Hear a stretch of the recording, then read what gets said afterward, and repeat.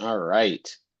Thank you everybody for attending our Insights webinar. We are very, very excited to show you this new feature here. Just to quickly run through the agenda, I'll introduce myself first. My name is Vin. I'm a lead solutions engineer here at Join, and I work a little bit in product marketing too. I've been at Join for almost 2 years now, but before that, I worked at Clark Construction in the Washington, D.C. area for about 3 years on a project manager track, and then moved over to Bizzuto Construction, where I was doing pre-con and estimating specifically. So it's been nice being at Join, but I wish I had had that when I was in pre-con. In a second here, we'll let Andrew, our CEO, introduce himself, and he'll give a little bit of a high level on Insights and why we built it. We're going to go into a 10 or 15 minute demonstration of Insights, followed by 5 or so minutes of Q&A. As you guys have noticed, I'm sure the mics and the cameras are off in classic webinar fashion, but please do feel free to use that Q&A feature. We'd love to see some questions come rolling through, and we have Jason Saunders, our head of implementation, sitting in the background ready to answer any of those easier questions. And then if there are more involved questions, we can address those in the 5 minutes or so of Q&A afterwards. Lastly, we're going to end with some next steps, which is basically how do I unlock Insights? So after you guys see the product and you feel like you need it, we'll tell you how to get there. But without further ado, let's hear some words from Andrew. Yeah, great. It's like the Phantom told us where you just say words and then you get to eat them. I don't want to take long. I want to give just a little bit of context on why we built Insights basically. And we've been developing the Join platform for a number of years at this point, in close partnership with many of the firms that I see represented in the attendees list. And we had built it very centered on the experience of the project team and the needs of a project team, particularly with collaborative project delivery methods, in order, like what they need to deliver a really unparalleled owner experience and outcome. And we've been pleased with the reception of it. I'm not going to say it's perfect. We're far from finished inside the core platform, but it's being, adopted across the nation. It has good momentum. That's great. One of the things that we found talking to our customers is that there are mature systems for supporting projects that are like out in the field, project financial systems, project management systems, and so forth. And built on top of those mature systems, there's processes and systems that allow firms to understand project health across an entire portfolio and communicate effectively about it and automate many aspects of understanding where there might be trouble and where extra resources might need to be brought to bear. But what we found, what we heard was that in the earlier phases, sort of in the design phase and the pre-construction phase, which are increasingly extended, increasingly important, there weren't systems, one for the teams, and that's where Join already comes in. But then even beyond the experience of a single team, firms did not have great insight into what was going on across the portfolio. And we heard this, and we think this is opportunity that we can help solve, and an opportunity to help move forward all of these firms, because that design and pre-construction phase is so important in determining overall project outcome, and so many of the risks that might manifest in the execution phase actually can be sniffed out in the pre-construction phase if you look at the right things. And so what we're going to see here in Insights lives on top of Join core usage, and makes the data that's coming out of that, which is live and up to date, more easily visible and digestible by the wider enterprise. And so, yeah, that's why we built it. Ben, I think you're going to walk us through like something from your old days. Yes. What better way to point out a gap in the market than to show what I used to do in pre-con? So we're going to start a little bit smaller lens really quickly. What this is going to point out is kind of an individual project and showing that executive level dashboard for an individual project. As we go throughout the presentation, we're going to widen that lens and show how you truly can get a glimpse into the entire portfolio. But we're going to start a little bit at smaller level. with this individual project, and I'll show you what I used to do in pre-construction. Speaking of not really having any sophisticated technology or any sophisticated SOP, this is typically what I used to produce when I was trying to present higher level the health and well-being of a job. Maybe I was trying to get executive approval on this going out to the field or whatnot. But the point is, I tried to squeeze as much information into one page as possible, all the high level information that you need on a project to kind of convey the picture of how this project is doing. I would say the biggest gripe that I had with something like this was the cost summary section. As you guys know, Microsoft Word and Google Docs, they don't necessarily update live like you guys experience in the core product of Join. So when I was making this document 2 or 3 days before that executive review, these numbers were constantly changing. So I would have to come in here and manually update these costs each and every time. And that just causes human error. On top of that, the risks that I tried to surface here too, those were things that I had to hunt and peck for. It wasn't something that was necessarily brought to the surface, and I surely knew that the job wasn't perfect. I needed to find some sources of risk because they clearly were there. So to have had something that would have surfaced that for me would have been super helpful, but that obviously wasn't the case here. And then a few smaller things. This document obviously isn't anything special. It doesn't look amazing. It was never something that I loved having to present to executive leadership because it's just a Word document, right? And there's no sophisticated graphs. We know a picture tells 1,000 words, especially that cost trend line in Join. We don't have that picture to explain the story. You have to look at the numbers and kind of digest it, and nothing is kind of staring you in the face like it might with a live updating product. Theme of this all, I knew that there had to be a better way, but there truly was a gap in the market when it came to showing that executive level summary on an individual project and a larger portfolio in pre-con. Yeah, so then it sounds like if I just put on the hat of like someone sitting on the outside of the project team, like looking at this, like I get this, for each project, maybe once a month, maybe once a quarter, and in between, I don't have a ton of visibility into what's going on, and the project has diverged from like what's in there. Yeah. Is that a fair risk? Yeah, this is made. We used to make this every time there was a new design deliverable that we used to estimate. So when I'm showing the core product in Join, I always say Join provides light in that area where there previously was darkness, the area in between those milestone sets, right?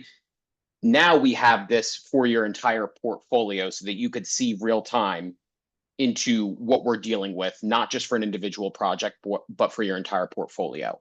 Yeah. And it seems like there's like, did you ever, when you were putting these together, did you ever worry about the cost summaries diverging? Like what we told the owner being different from like what we told ourselves? Yeah. Yeah. I mean, that's a great point. The reviews that I would have with owners and with executive leadership, they typically weren't one and the same. Even if they were a day apart, the numbers would change because these costs are constantly evolving. So there was inherent risk just with showing the owner a number and then showing executive leadership a different number, because that could completely swing the needle in terms of, is this project risky or not? Are we going to reach that gap or not? So there was always the worry of showing the owner something different than the project leadership or the executive leaders at my company. Yeah. Okay. Cool. But I think you said that there's a better way. Yeah, I've heard. Let's see. So within our Join Insights module, we are providing that better way to show the real-time updates and to provide that executive summary for both an individual job and for your entire portfolio. Like I said before, we're going to start a little bit smaller of a lens with an individual project, and then we're going to zoom out to the entire portfolio. But what are we looking at here? You could very clearly see that your risks are already being surfaced. So you don't need to go and hunt and peck for those risks like I talked about before. They're going to be presented to you so you could see, okay, my contingencies are quite low. I have a gap that is above the threshold that I have set. So each of you at your own companies will set those thresholds based on gap or decision bottlenecks or contingency amounts so that when a project crosses that threshold, you'll be notified. Same for items like I said. I think an important question to address here is, who is this going to be used by, right? It doesn't really, it's not contingent upon title necessarily. I want to make it known that this is more responsibility based. So if you have a project in pre-construction and you're responsible for closing that gap, or you're responsible for pushing these decisions forward, that's who this is going to be useful to. So, pretty much everybody involved in the pre-construction process.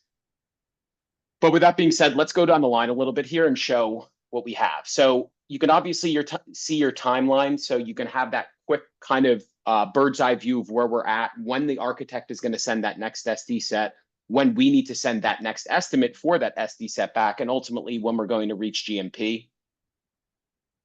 And then this is all connected to your cost trend line here. So a lot of our customers love this active milestone cost trend line that you see in the typical core module. Now you have that for the entirety of the project. So this goes back all the way to, that conceptual set or the pursuit set, whatever you guys first, whatever that first estimate is. And you could get granular enough to see this on a day by day.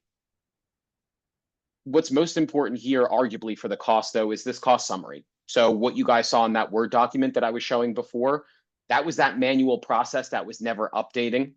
Here you have all the numbers that you need. And like Andrew pointed out too, it's going to be live updating. So there's not a difference, or if there is a difference between what you show the owner and what you show your executive team, at least you know it's real time and there's no manual input necessary there. So you could very clearly see, okay, we're at 25.6 million for this job. Our range, our potential range is between 27 million and 23.6 million. And hey, look, we have a $24 million target budget. That sits within that range. It's possible to get there. But $400,000 of buffer, that's not a lot. And you could set an alert to make sure that that buffer is large enough. You could set it so that when it falls below a certain mark, then you're alerted, because that in and of itself is a source of risk. How are we going to close those gaps? Decisions, right? You can come down here and get a quick view into what you're dealing with from a decision perspective. First, you could see how many decisions you have upcoming in the next month or week. Here, there's a lot of decisions that are upcoming in the next month. We're entering into the holiday season.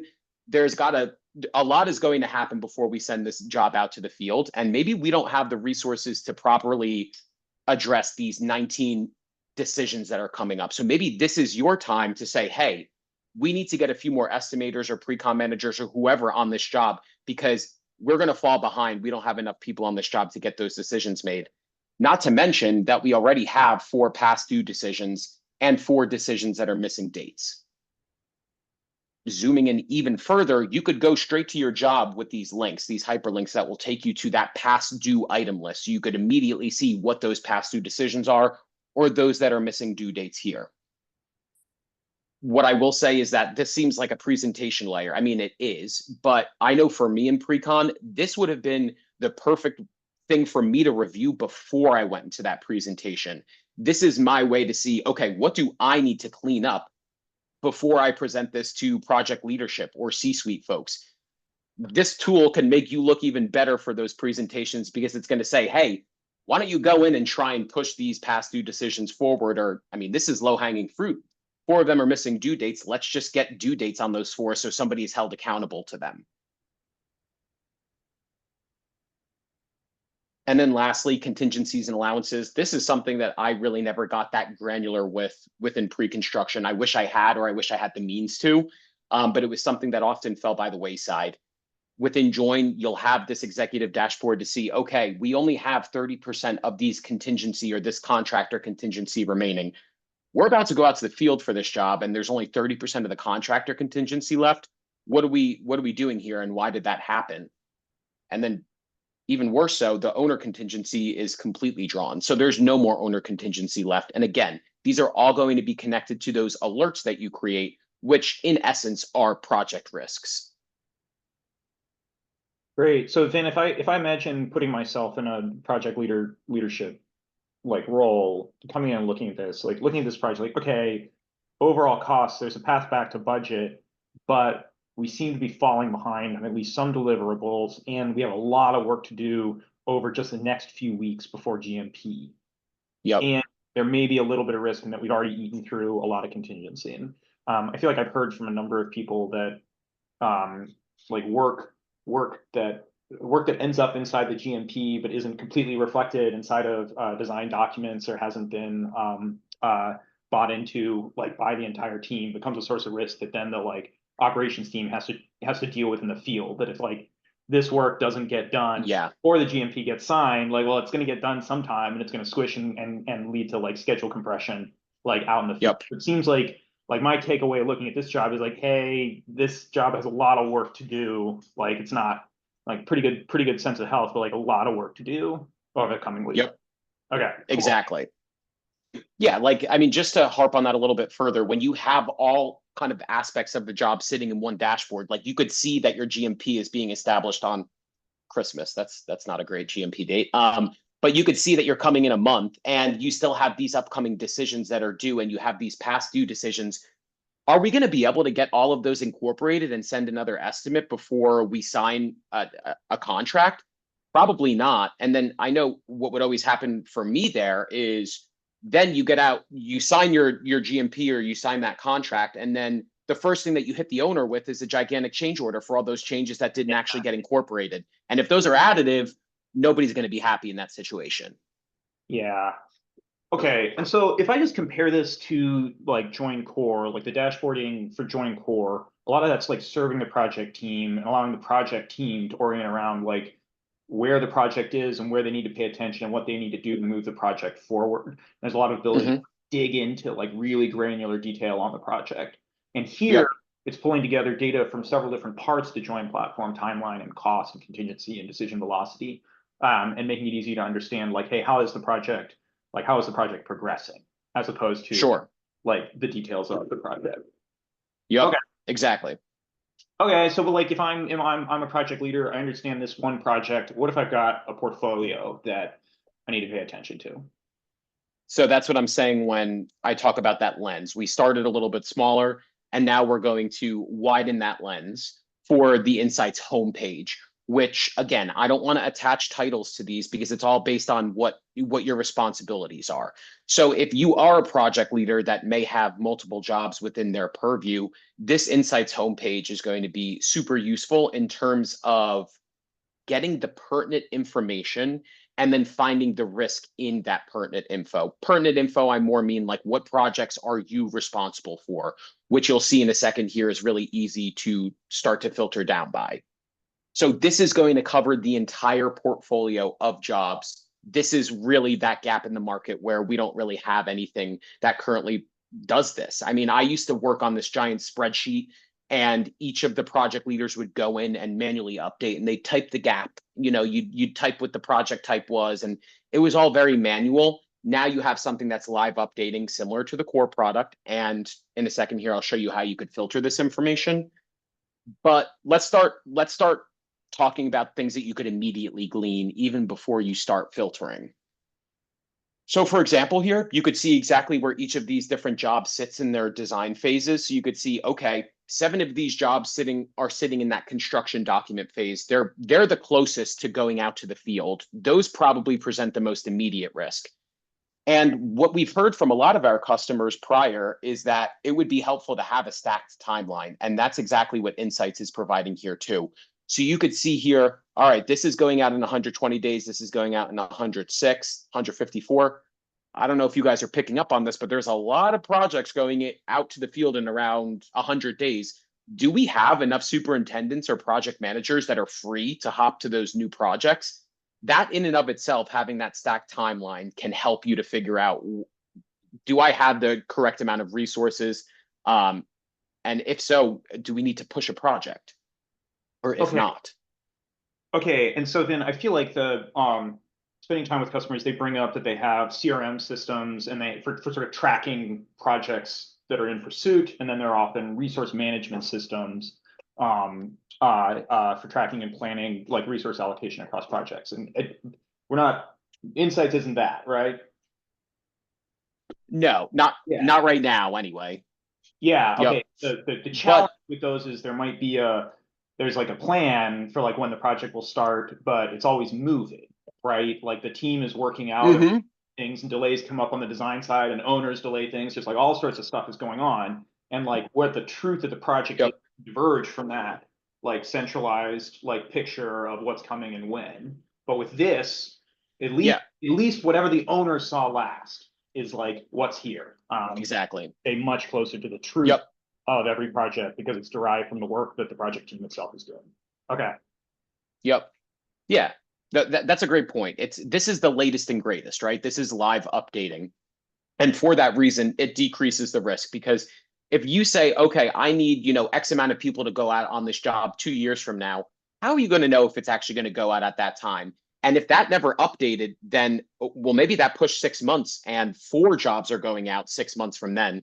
So that's not a situation you want to find yourself in. So join insights can help you to see the bigger picture of when these projects are going out. That's just a small piece of this, really. Cool.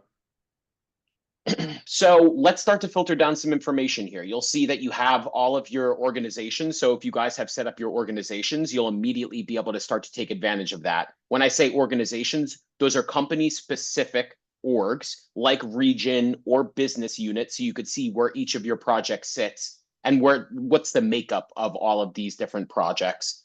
So let's start to filter down. Let's take a look at those construction document phase jobs because we want to look at those that are presenting the most immediate risk. We could put on our show smoke alert or show smoke button, as I like to call it, because that's going to immediately surface all of the projects that have that risk that you guys have set through those thresholds. You could see here that 2 of these are in the Southwest. Maybe the person who's presenting to project leadership is in the Southwest, and also, if we have Anna, she's the project leader that's presenting upwards to the C-suite folks. She only cares about the jobs that are in her purview. All right, so let's look at that project leader. And now we're filtered down to one job. This is the most important job to talk about right now. Anna has other jobs in her purview, but this one is the riskiest. This one's the closest to going out to the field. So let's take a look at this one. Immediately, you could see what that risk is through that alert. You could see that you have a gap issue. You could see what that gap is, 1.6 million. We have 1.6 million problem to solve in the next 52 days, as you could see here with our lead up to GMP. How are we going to solve that? Again, we've gone through this in more detail, but now this is the higher level. You have your past due items, you're due in the future and missing due dates. We got to get these decided on because maybe the secret to closing that gap is within the deducts that are not decided on yet. And then lastly, a little bit more of a summary level for your entire contingency or allowance bucket. So you could see, okay, we have 20% of my contingencies remaining as a whole, still pretty low, probably going to have an alert surfaced for that.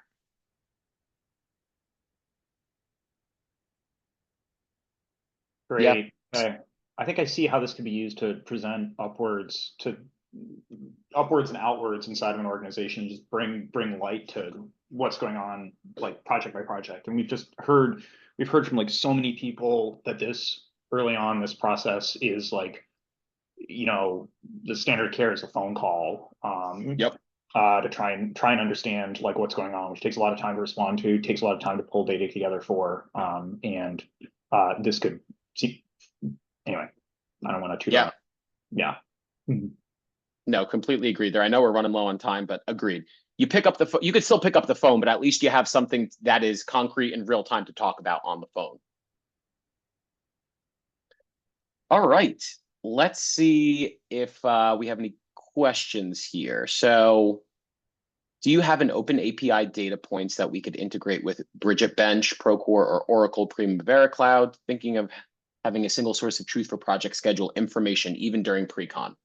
Yeah, great. I can answer that one. We have an Sure. open API. I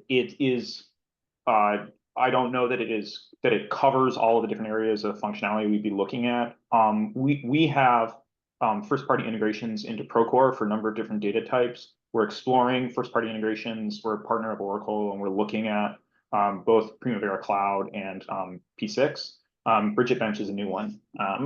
But yeah, we have an open API, and I would expect it to continue to grow over time. And we believe in what we're doing, but we also really believe in everybody taking best in class solutions to meet whatever their need is. So our stance towards things like resource management or scheduling would be very much an integration approach.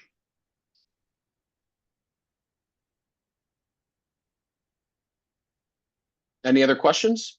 Oh, okay. Teams are struggling with duplicating the timeline in Join versus the existing project schedule. How would you recommend they decipher what goes in Join and what goes in the project schedule and what is in both? Yeah, I can, go ahead, yeah, Ben. go ahead, Andrew. No, you go, Andrew. All right. Yeah, the duplication is terrible, right? Like any sort of double entry is like, I would go bald if I had to. I just pull my hair out if I had to do double entry for very long.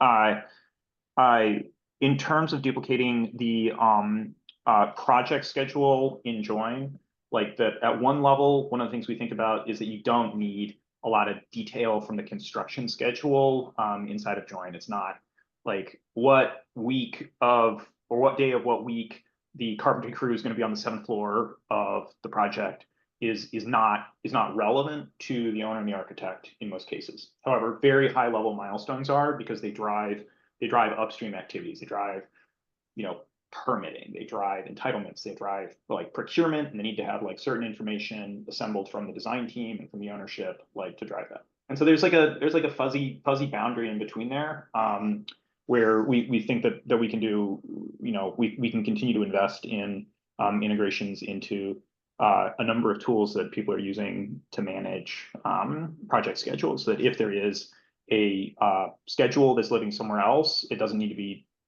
entered twice. It can be pulled into Join. It can be leveraged inside of Join to communicate and drive decisions, but doesn't need double entry. And so we're looking at Microsoft Project and P6, and I think there are a few other names floating around as integration targets there. And there's a team working on this right now.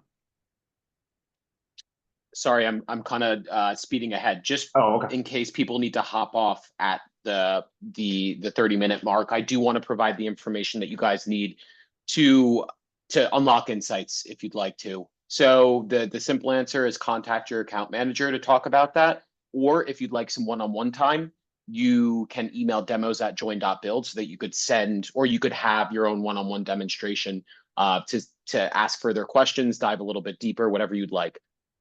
Also, we will be sending a follow-up email shortly after this webinar that will provide this information, so you don't need to like jot this down or anything. So you'll have the resources you need to take this next step.